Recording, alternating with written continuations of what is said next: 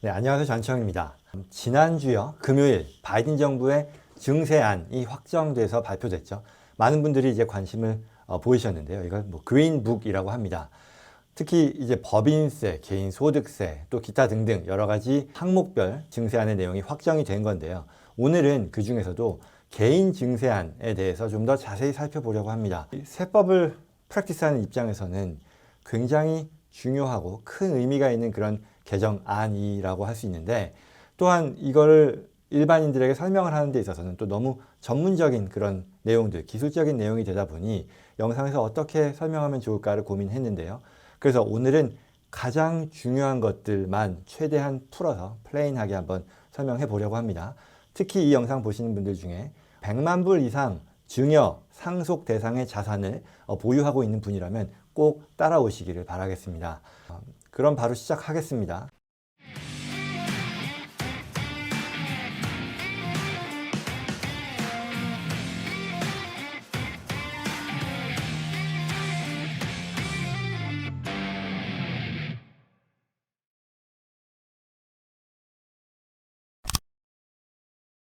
신문 기사의 내용을 가지고 살펴볼 텐데요. 앞서 말씀드린 것처럼 개인에 대한 얘기 위주로 하겠습니다. 그리고요, 또 개인 세금에 있어서도 소득세에 대한 부분은 이미 신문에서 많이 발표가 된 내용이죠. 저희도 지난번 영상에서 언급을 했고요. 그 내용 간단하게만 보면 두 가지가 있습니다. 첫 번째로 고소득층에 대한 세율을 인상하겠다. 37%였는데 39.6%, 40%로 올리겠다라는 그런 내용이 있었고요. 그리고 또 하나 많은 관심을 받았던 것이 자본이득세, 캐피털 게인 텍스죠. 이걸 올리겠다라는 건데, 투자 수익에 대해서 원래는 자본이득, 캐피털 게인에 대해서 적용되는 세율은 연방세 20%였었죠. 15에서 20%였는데 이걸 100만 불 이상 버는 사람들에 대해서는 이 세율을 40%로 올리겠다라는 그런 내용이었어서 굉장히 또 큰 반향이 있었고, 게다가 더 나아가서 시행 시점을 소급해서 4월, 최대로는 금년 4월 초부터 적용되는 거 아니겠냐라는 그런 얘기가 나오고 있는 상황인 거죠. 그래서 사람들이 이건 좀 심하다라는 그런 반응들을 보였고요. 이게 소득세 부분에 있어서의 큰 개정안, 바이든 정부의 안이라고 하면 증여상속세에 대해서도 이제 사람들이 많이 관심을 갖죠.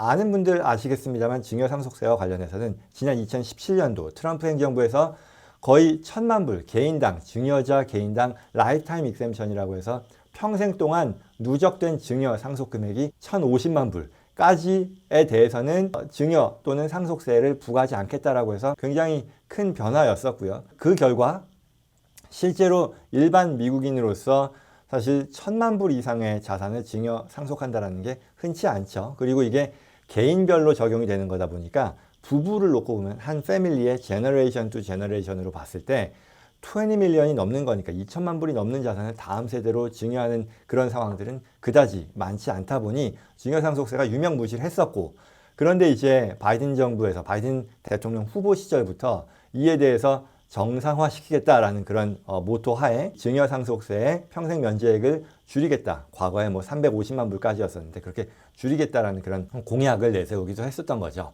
그래서 이게 어떻게 반영될 것인지가 초미의 관심사였는데요. 이번 그린북에서는요, 이와 같은 라이프타임 익셈션은 건드리지 않았습니다. 이에 대해서는 지금 언급이 없습니다. 아예 안 바뀔 거다라고 지금 확정적으로 얘기할 수는 없겠지만 적어도 그린북에는 반영이 안 돼 있는 그런 상황이고요. 그러나 이게 못지않게 굉장히 큰 어떤 규정의 변화가 있습니다. 이건 뭐냐면 증여상속 대상 자산 또는 증여상속을 진행하는 데 있어서 소득세를 부과하겠다라는 그런 식의 개정안인데, 그럼 이게 무슨 내용이냐 좀 더 구체적으로 살펴보면요. 원래는 내가 증여를 한다거나 또는 내가 죽어서 상속을 할 때 이에 대해서 소득세는 없었습니다. 이게 무슨 말이냐면 예를 들어서 홍길동 씨가 있었어요. 10만 불에 10년 전에 부동산 자산을 샀다고 치죠. 근데 이게 10년 뒤에 이제 100만 불이 됐다고 하면 이 자산을 먼저 증여하는 경우를 보죠. 내 자식에게 증여를 하면 원래는 증여세는 안 나온다는 거죠. 나오지만 100만 불의 증여를 했으니 나와야 되겠으나 앞서 말씀드린 라이프타임 익셈션을 활용함으로써 실질적으로 부담하는 증여세는 없는데, 그리고 기존의 법에는요, 지금까지의 법에는 이 10만 불에서 90만 불이 올라서 100만 불이 된 거에 대해서도 증여 시점에 소득세가 발생하진 않았어요. 그런데 이제는 법이 바뀜으로써 그와 같이 증여를 할 때 이 90만 불의 가치 상승분에 대해서도 마치 이게 실현된 이익이다라고 간주해서 소득세를 부과하겠다. 굉장히 큰 변화죠. 이렇게 법이 바뀔 것이다 내지는 뭐 바꾸려고 한다라는 게 지금 이 그린북에 들어간 내용인 거고요. 만약에 사망했을 때요. 증여가 아니라 사망했을 때는 지금 현재의 법은요. 더 좋아요. 뭐냐면 사망 시점에서의 그 100만 불 자산에 대해서 상속세는 부과가 되죠. 그러나 다시 말씀드리면 그 라이프타임 익셈션을 써서 안 나올 수 있었을 텐데 더 좋은 거는 이게 사망 시점에는요. 스텝업 베이시스라고 해가지고요. 내가 이제 상속해주는 내 자식들이 가졌을 때 그 자산의 베이스 원가가 10만 불이 아니라 100만 불로 자동적으로 인정받는 그런 법이 있었거든요. 이게 거의 100년가량 된 굉장히 유리한 법이었었는데 이걸 통해서 뭐 여러 가지 그 증여 상속 계획으로도 활용을 하기도 했었고요. 근데 이것도 인정 안 해주겠다라는 거예요. 인정 안 해주겠다라는 게 딴 게 아니라 이 90만 불에 대해서 상속 시점에 마치 실현된 이익으로 간주해서 소득세를 부과하겠다라는 거죠. 자, 그리고요, 이거는 증여할 때 내가 어떤 자식들에게 직접 증여하는 것뿐만 아니라 트러스트에 증여하는 경우, 이 irrevocable trust라고 해서 취소 불능 트러스트로 우리가 많이 활용되는 테크닉들이 있는데 여기에 자산을 담그는 그런 트랜스퍼에 대해서도 소득세를 발생시키겠다라는 그런 식의 개정으로 나와 있습니다.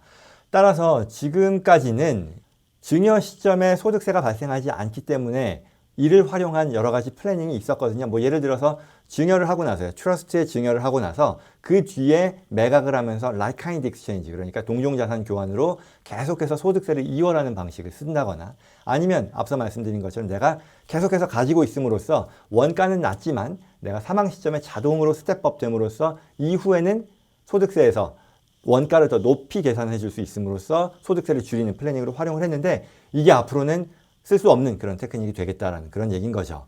물론 여전히 예외 조항은 있어요. 그래서 1인당 100만 불까지에 대해서는 면제를 해주고 또 내가 증여를 하는 대상이 미국인 배우자라든가 아니면 자선단체에 증여하는 경우에는 이와 같은 소득세를 발생하지 않는다라는 그런 규정은 있지만 기본 룰에 있어서는 굉장히 큰 변화가 앞으로 적용될 수 있겠다라고 볼 수 있는 거죠.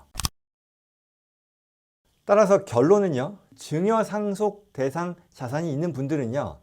반드시 2021년에 뭔가를 해야 된다라는 겁니다. 제가 이와 같은 이 일을 업으로 하다 보니 어떤 특정 사안에 대해서 이걸 활용해서 뭐 비즈니스화 하려는 그런 의도로서 말씀드리는 건 전혀 아니고요.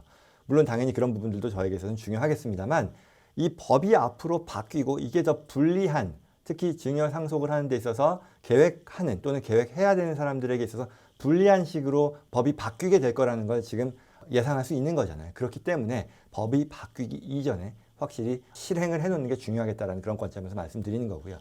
특히 두 번째로는 시가가 많이 올라간 자산을 보유하고 있는 이런 분들, 앞서 말씀드린 홍길동 씨죠. 내가 10만 불에 샀는데 100만 불이 됐다거나 아니면 주식 투자를 했는데 매각하지 않은 그런 주식으로서 unrealized gain이 굉장히 높은 그런 대상의 자산이 있는 분들은 반드시 해야겠습니다. 왜? 앞서 말씀드린 것처럼 이걸 증여할 때 앞으로는 그게 2022년이 될지 아니면 그 이전으로 소급이 될지는 아직 모릅니다. 그랬을 때 이 증여 시점에서 소득세를 트리거하는 발생하는 그런 것으로 간주될 것이기 때문에 빨리 법이 바뀌기 전에 그 effective date 이전에 진행할 필요가 있겠다는 거죠.